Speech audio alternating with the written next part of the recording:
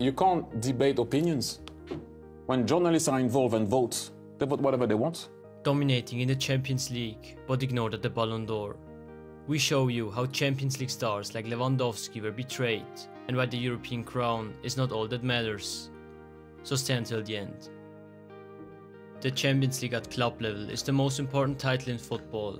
The Ballon d'Or is the most important individual award. So the question is, why doesn't the best player in the Champions League win the Ballon d'Or? And what does this say about the evaluation of performance and success in football? The best Champions League players don't always win the Ballon d'Or, and that's just a fact. So today we will analyze the Champions League player of the season from 2019 until today and compare them to the Ballon d'Or winners.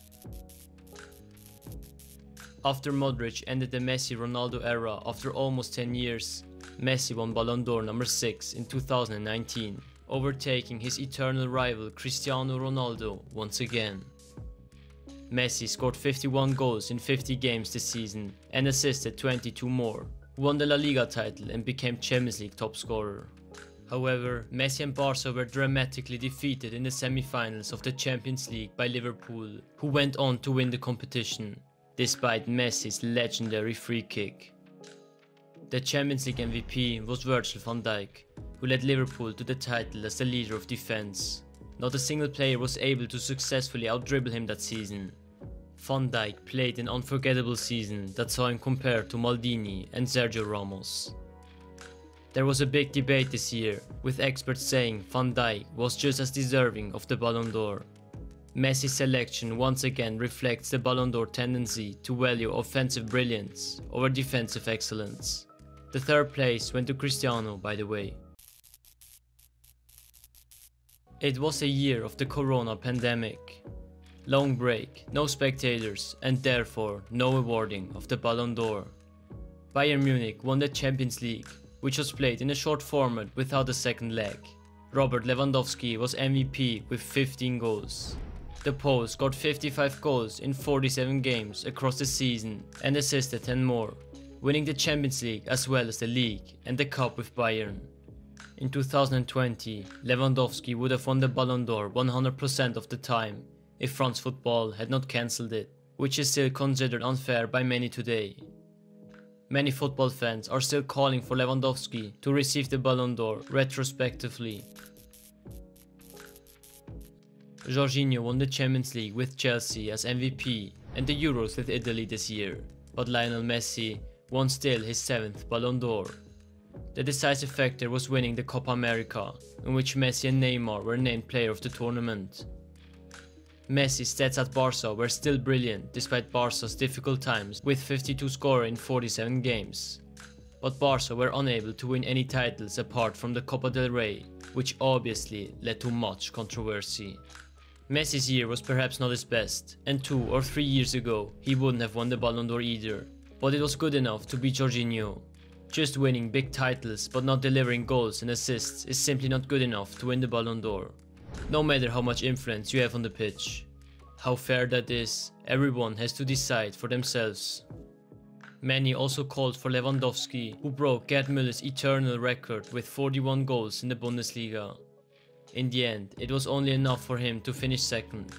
And if you enjoyed this 3-part video series, don't forget to smash the like button and subscribe to the channel. Feel free to write us in the comments who do you think will win the Ballon d'Or in the following years. This year was the only one in the list in which there was no discussion. It was the year of Karim Benzema. 15 goals in the Champions League, almost all of them including 2 hat-tricks in the knockout stage. Champions League winner and MVP, 44 goals and 15 assists in 46 games. An absolutely deserving Ballon d'Or winner. Manchester City won the Champions League and Rodri also became MVP with his goal in the final, but 2 other players faced each other for the Ballon d'Or.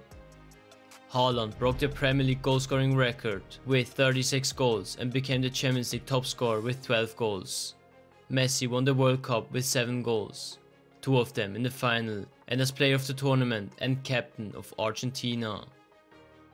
The decision between the two reflected the Ballon d'Or's well-known tendency to give more weight to historic performances at major international tournaments than outstanding club statistics. While Messi won the hearts with his emotional World Cup triumph, Haaland set new standards for the role of a modern striker. Messi bid farewell to European football with a Ballon d'Or. There has perhaps never been so much debate.